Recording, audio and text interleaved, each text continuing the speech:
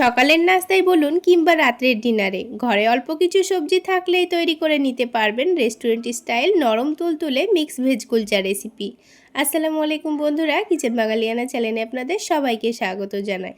তো কুলচাগুলো বানিয়ে নেওয়ার জন্য সবার প্রথমে একটা মিক্সিং বোলের মধ্যে 1 কাপ উষ্ণ গরম দুধ নিয়ে নিচ্ছি। এখানে কুলচাগুলো একটু বেশি পরিমাণেই বানাবো, সেই জন্য এখানে 1 কাপ পরিমাণ দুধ আর তার সাথে 1 কাপ পরিমাণ উষ্ণ পানি নিয়ে নিচ্ছি। এখানে দুধ আর পানি একটু উষ্ণ গরমে নেওয়ার চেষ্টা করবেন। তারপর এখানে 1/3 কাপ মতো টক দই দিয়ে দিচ্ছি। ওই ধরুন 4 টেবিল চামচ মতো টক দই আছে। এবার এখানে সামান্য পরিমাণ লবণ দিয়ে দিচ্ছি, মানে স্বাদ মতো লবণ দিয়ে দিতে হবে। আর তার সাথে 2 টেবিল চামচ পরিমাণ চিনি দিয়ে দেব। এখানে চিনির পরিমাণটা হালকা একটু বেশি রাখছি, তাহলে কুলচাগুলো খেতে দারুণ টেস্টি হবে। আর তার সাথে 1 টেবিল চামচ পরিমাণ ঘি দিয়ে দিচ্ছি, তাহলে কুলচার টেস্টটা কিন্তু অনেকটাই বেড়ে যায়। এবার এখানে 1 টেবিল চামচ পরিমাণ দিয়ে দিচ্ছি বেকিং পাউডার, আর তার সাথেই দিয়ে দেব 1/2 টেবিল চামচ পরিমাণ বেকিং সোডা। এখানে বেকিং পাউডার আর বেকিং সোডা দিলে কিন্তু কুলচাগুলো অনেকটাই ফুলকো তৈরি হবে আর অনেকটাই নরম তৈরি হবে। এবার সব কিছুকে একসঙ্গে ভালো করে মিশিয়ে নিচ্ছি। তো সব কিছু আমি খুব ভালোভাবে মিশিয়ে নিয়েছি। এবার এখানে ময়দা দিয়ে দেব। এখানে কুলচাগুলো একটু বেশি পরিমাণে বানাবো, আর এই কুলচাগুলোকে একটু মোটা করে বেলে নিতে হয়, তাই এখানে ময়দার পরিমাণটা একটু বেশি রেখেছি। তো আমি এখানে 4 কাপ মতো ময়দা নিয়ে নিচ্ছি। আর এই ময়দার ডোটাকে একটু নরম করে মেখে নেব, কারণ আমি বেলাবেলির কোনো রকম ঝামেলা রাখতে চাচ্ছি না। হাত দিয়েই খুব অল্প সময়ের মধ্যে আর খুব সহজভাবে এটা তৈরি করে নেব, তাই একটু নরম করে আমি ডোটা মেখে নেব। ওপরে আরও একটু তেল মাখিয়ে রেস্টে রেখে দিলাম। তো এটাকে একটা ফয়েল পেপার দিয়ে ভালোভাবে ঢেকে দেব, যেন বাইরের হাওয়া একটু এর মধ্যে না ঢুকতে পারে। তো দেখুন আমি খুব ভালোভাবে ফয়েল পেপার দিয়ে ঢেকে দিয়েছি। আপনারা চাইলে ঢাকনা দিয়েও ঢেকে দিতে পারেন। তো এটাকে 30 মিনিটের জন্য রেস্টে রেখে দিয়ে এদিকে একটা সবজির পুর তৈরি করে নেব। তার জন্য আমি এখানে 2 থেকে 3 টেবিল চামচ পরিমাণ সয়াবিন তেল নিয়ে নিয়েছি। এবার এই তেলটাকে একটু ভালোভাবে গরম করে নেব। তেল গরম হয়ে গেলে এবার দিয়ে দিলাম পেঁয়াজ কুচি। পেঁয়াজটাকে হালকা নাড়াচাড়া করে ভেজে নিতে হবে। তো কিছুক্ষণ ভেজে নেওয়ার পর পেঁয়াজটা যখন হালকা ভাজা ভাজা হয়ে যাবে, তখন এখানে কিছু সবজি দিয়ে দেব। তো আমি এখানে সবজির মধ্যে নিয়ে নিয়েছি ছোট একটা বাটি মেপে 1 বাটি পরিমাণ বিনস কুচি, আর 1 বাটি পরিমাণ নিয়ে নিয়েছি গ্রেট করা গাজর। আর ঝালের জন্য দিয়ে দিলাম কাঁচামরিচ কুচি, স্বাদ মতো লবণ দিয়ে দেব। তারপর দিয়ে দিচ্ছি সামান্য পরিমাণ গোলমরিচের গুঁড়ো। এবার সব কিছুকে একটু নাড়াচাড়া করে ভেজে নেব। এইখানে আলাদা করে আমি আর কোনো রকম মশলা দিলাম না, তবে আপনারা চাইলে হলুদের গুঁড়ো, জিরা, ধনে গুঁড়োও দিতে পারেন। এবার এখানে সামান্য পরিমাণ পানি দিয়ে দেব। তারপর এটাকে ঢাকনা দিয়ে ঢেকে 3 থেকে 4 মিনিট লো আঁচে রেখে দেব।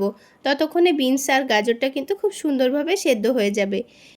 এবার এখানে 3টা মিডিয়াম সাইজের আলু মধ্যে থেকে কেটে ভালোভাবে সেদ্ধ করে নিয়েছিলাম। আলুগুলোকে খুব ভালোভাবে গ্রেট করে নেব। আলুটা আমি ভালোভাবে ম্যাশ করে নিয়েছি, আর এইদিকে 3 থেকে 4 মিনিট মতো হয়েও গেছে, আর পানিটাও দেখুন অনেকটাই শুকিয়ে গেছে। এবার আবার একটু ভালোভাবে নাড়াচাড়া করে নিচ্ছি। আর একটা বিনস চেক করেও দেখিয়ে দিচ্ছি, দেখুন কত সুন্দর সেদ্ধ হয়ে গেছে। এবার এখানে গ্রেট করা সেদ্ধ আলুটা দিয়ে দিলাম। তারপর ওপর থেকে একটু ধনেপাতা কুচি দিয়ে দিচ্ছি।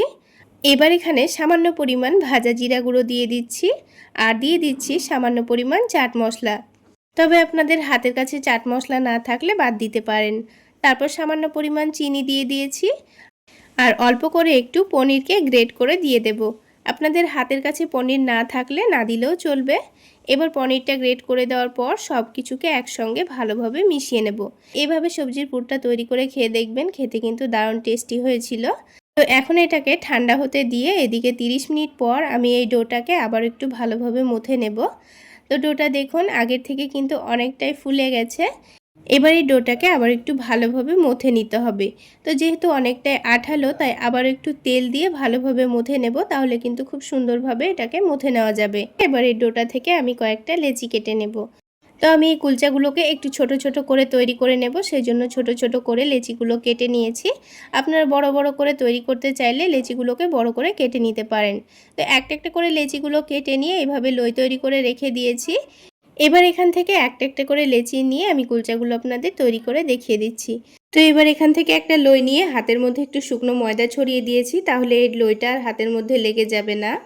তারপর এই লইটাকে একটু বড় করে নিয়ে এখান থেকে সবজির পুরটা একটু হাতের মধ্যে গোল করে নিয়ে এই লইয়ের মধ্যেখানে রেখে দিয়েছি।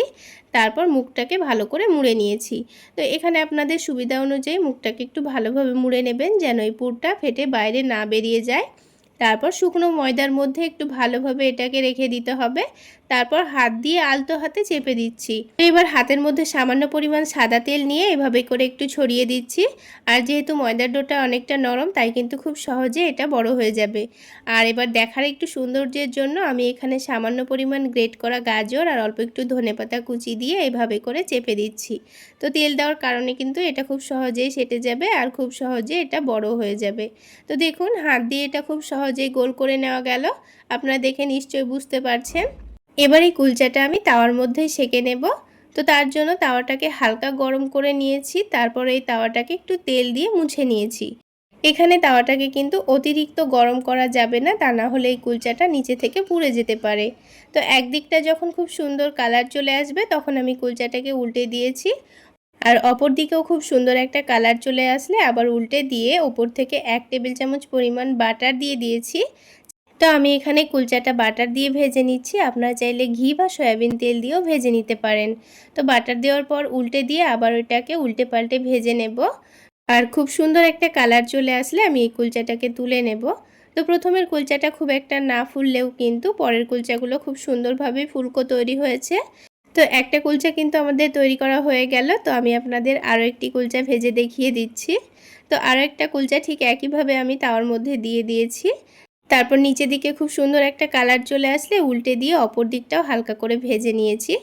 এবার ঠিক একইভাবে আমি 1 টেবিল চামচ পরিমাণ বাটার দিয়ে দেব। তারপর এটাকে উল্টে পাল্টে ভেজে নেব। আর বন্ধুরা কুলচাটা যখন ফুলছিল তখন কিন্তু ভিডিওটা আমি অন করতে ভুলে গেছিলাম, সেজন্য আপনাদের দেখাতে পারিনি। তো দেখুন কত সুন্দরভাবে ফুলকো তৈরি হয়েছে। তো এবার এটাকে আবার একটু উল্টে পাল্টে ক্রিস্পি করে ভেজে নেব। আর এই কুলচার খুব সুন্দর একটা কালার চলে আসলে আমি তুলে নেব। তো বন্ধুরা আজকের এই মিক্স ভেজ কুলচা রেসিপি আপনাদের কেমন লাগলো অবশ্যই কমেন্ট সেকশানে জানাবেন।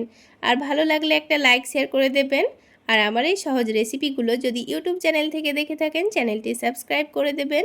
আর ফেসবুক পেজ থেকে দেখে থাকলে পেজটি ফলো করে দেবেন।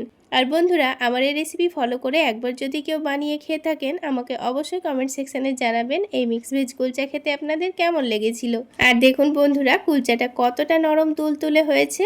এইভাবে সারাদিন রেখে দিলেও কিন্তু কুলচাটা একটুও শক্ত হবে না, একেবারে সফট নরম তুলতুলে থাকবে। তো আপনাদের আর মুখে বলে বোঝাতে হবে না, আপনারা দেখে নিশ্চয়ই বুঝতে পারছেন কুলচাটা কতটা নরম তুলতুলে হয়েছে। আর সবগুলো কুলচায় দেখুন একেবারে নরম তুলতুলে আর ফুলকো তৈরি হয়েছে। এবার একটা কুলচা আপনাদের ভেঙে দেখিয়ে দিচ্ছি এর ভেতরটা। তাহলে বন্ধুরা আজকে এই পর্যন্তই। সকলে অনেক বেশি ভালো থাকবেন, সুস্থ থাকবেন। দেখা হচ্ছে আরও একটি নতুন রেসিপি নিয়ে নেক্সট এপিসোডে।